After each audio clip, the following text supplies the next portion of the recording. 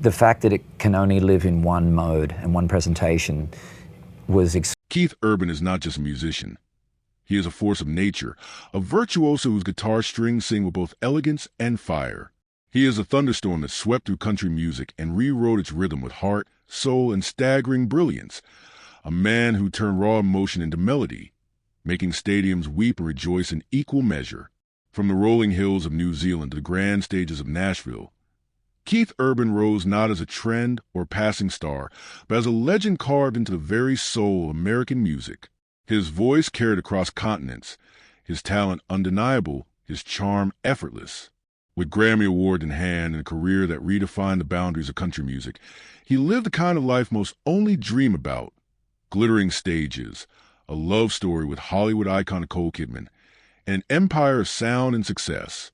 At the peak of his fame, he was untouchable, unstoppable, radiant. But today, as Keith Urban nears 60, his life is far from the glamorous image many still believe. The world sees only the spotlight and the fame, but behind the curtain lies a life marked by chaos, hardship, profound loss, and wounds that never fully healed. In this video, we'll uncover the tragedies he has quietly carried for decades, haunting moments that may leave you truly shaken. If you've ever known or admired Keith Urban, don't forget to hit like. Your small gesture is a tribute to an extraordinary talent who deserves to be honored. Before the world knew his name, before the award and acclaim, there was only a boy, small, sensitive, and surrounded by storms.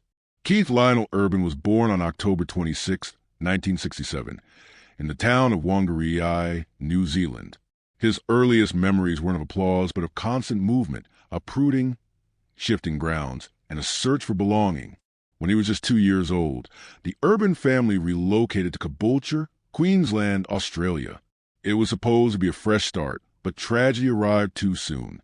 At the age of 9, Keith watched helplessly as his family's home was engulfed in flames. Everything, photos, toys, clothes, dreams, was reduced to ashes. The fire left them with nothing but the clothes on their backs and the quiet mercy of strangers. All we had left, he would later recall, was each other and the kindness of neighbors who showed up with boxes of clothes. But the fire outside was only a flicker compared to the inferno within. Behind the walls of their modest home, another kind of destruction took place. One without smoke, but with scars just as deep. His father, Robert "Bob" Urban, was a man of two extremes, a passionate country music lover and an unpredictable alcoholic. The very man who introduced Keith to the guitar also introduced him to fear. The air at home was thick with volatility. Keith once admitted, "I don't remember him ever telling me he loved me." Those words weren't just sad, they were devastating. A child aching for affection found only silence, anger, and fists. Even in the shadows, there were flickers of hope. One day, Bob placed a sign in the window of his convenience store seeking a guitar teacher for his son. It was a rare, fragile gesture of love, and it changed everything. That sign led Keith to Sue McCarthy, the woman who would become his first mentor. At 4, Keith strummed a ukulele. By 6, he gripped the guitar like it was armor. From the beginning, music was an interest. It was a shield, a lifeline. In a house ruled by mood swings and silence, the guitar gave him a voice. It spoke what he couldn't say and soothed what couldn't be comforted.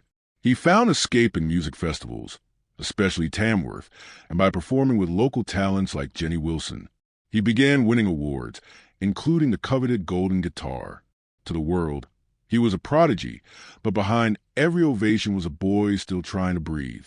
During his teenage years, Keith played in smoky pubs and bars, chauffeured by his parents from one gig to the next.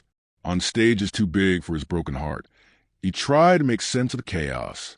The applause felt good, but it never silenced the emptiness. "Music saved me," he later said. "It gave me somewhere to go when home didn't feel like home." That sentence, quiet and raw, says it all. His childhood wasn't just difficult. It was devastating, lonely, and unfair. But it was also the crucible that forged his soul. The fire, the fists, the forgotten hugs didn't break Keith Urban. They built him. They turned pain into poetry, wounds into rhythm, and silence into sound. This is where the story truly begins. not on a glamorous stage or beside a Hollywood star, but in the smoldering ruins of a boyhood he was never allowed to fully live. Keith Urban's journey from child prodigy to global country icon was neither instant nor easy. It was a long, grinding road paved with rejection, resilience, and raw faith. After clawing his way through a childhood scarred by fire and fear, Keith's earliest performances were anything but glamorous. At 8 years old, he was already playing in dingy pubs and dusty fairgrounds across Queensland, his tiny hands gripping a guitar bigger than his frame. His parents, still reeling from the loss of their home and trapped in their own emotional battles, became his de facto tour managers, driving him from gig to gig, hoping that maybe, just maybe, music would save them all. It wasn't stage lights he chased then, it was survival. By age 15, his talent was unmistakable. He had the fingers of a virtuoso and the soul of someone who had lived through lifetimes. Despite early TV appearances on shows like New Faces in 1983 and performances with singer Jenny Wilson that earned him the prestigious Golden Guitar Award at Tamworth, Keith's fame was confined to small-town stages and local admiration. His biggest stages were still far out of reach, but his hunger and resilience only grew. Deeply inspired by rock legends, he carried the fire of his past with him, shaping it into the music that would one day make the world listen. Like Mark Knopfler and Lindsey Buckingham, Keith began to blend country twang with electric fire, a sound uniquely his, yet difficult to classify. This originality, while artistically powerful, made him hard to market. Still, he persisted. In 1990, he released his debut album in Australia under EMI, but it barely made a ripple outside local circles.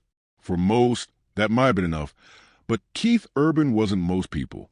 In 1992, he made a terrifying leap, leaving behind his home, his safety net, and any semblance of security to chase his dream in Nashville, Tennessee. The move was less a relocation than an act of spiritual defiance. "I knew no one. I had no plan B," he later admitted. Nashville greeted him with indifference. Doors didn't just close, they slammed.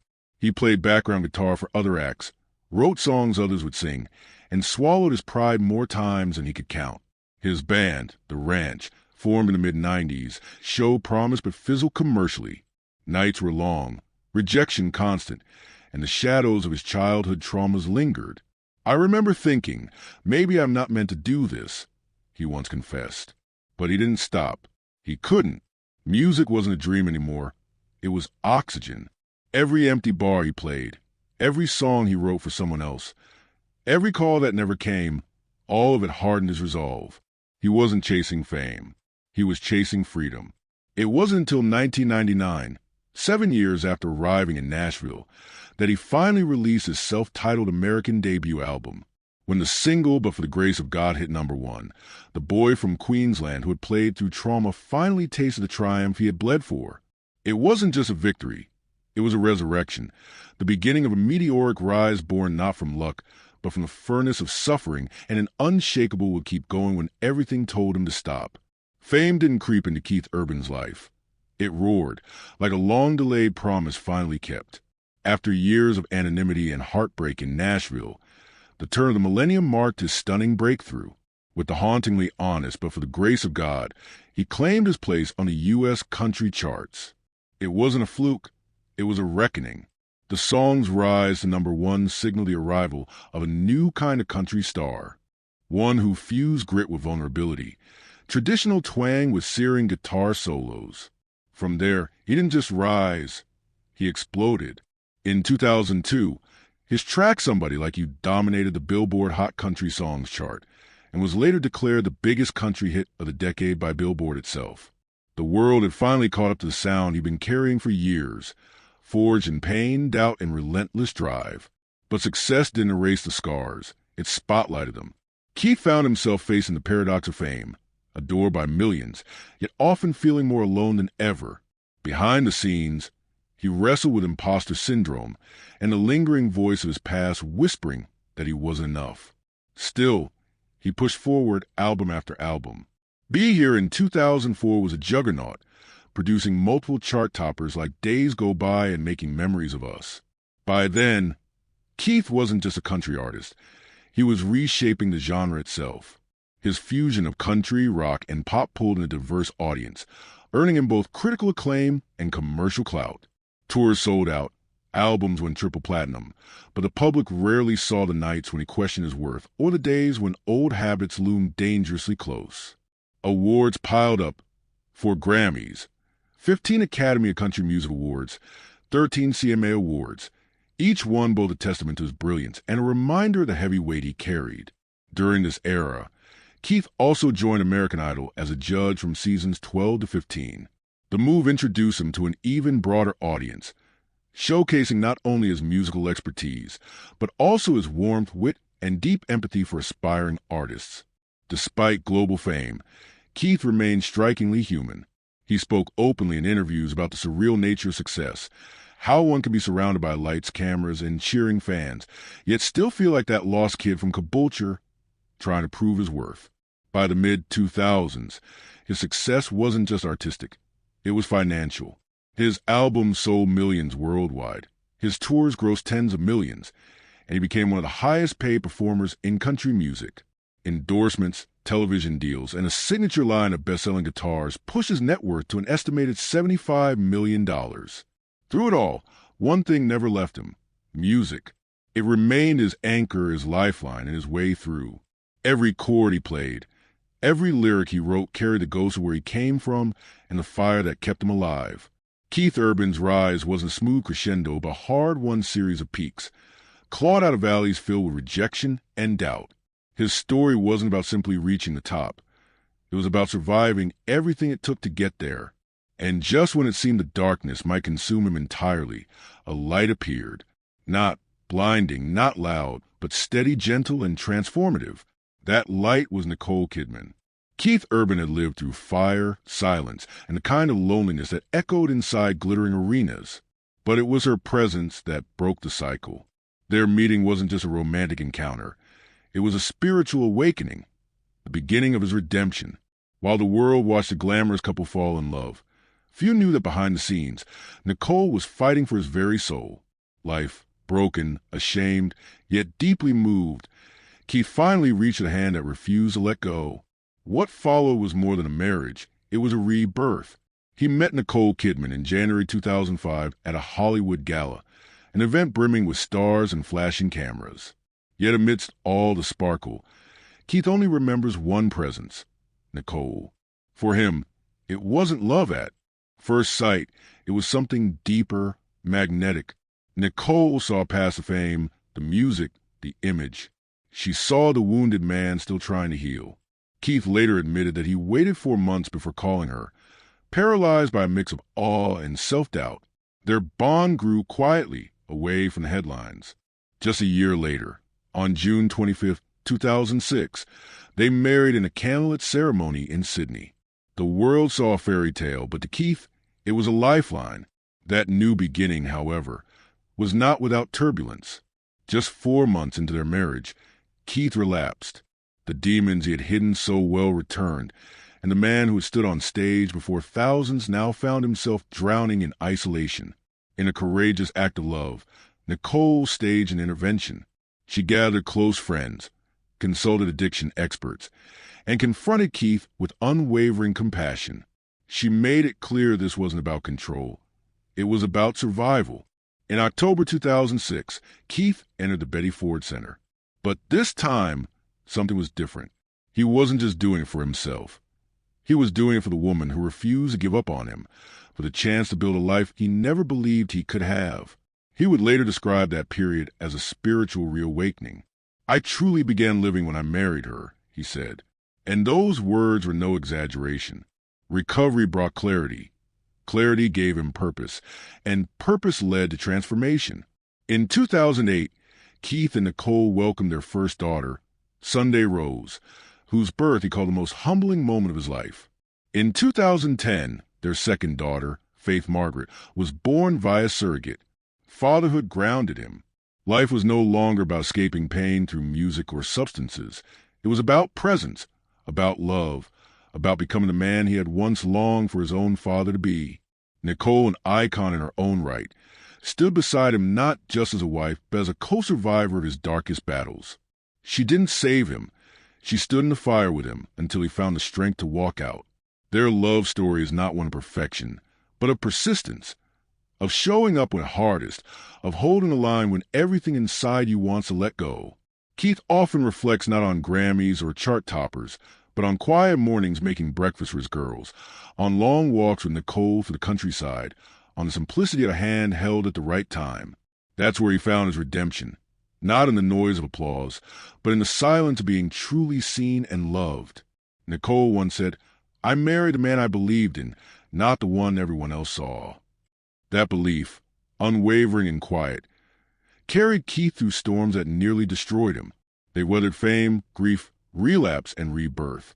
But through it all, they chose each other again and again. Today, their home is filled not just with music and memories, but with peace.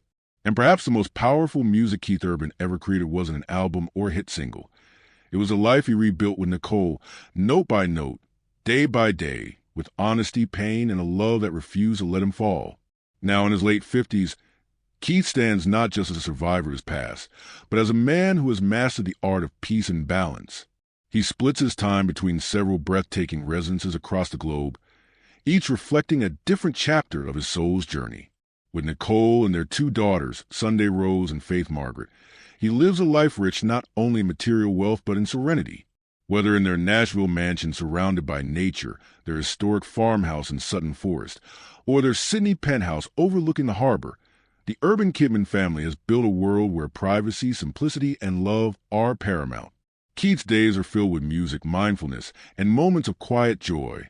He continues to release songs that reflect his maturity and inner clarity, such as his 2024 album High, a project brimming with introspection and emotional depth.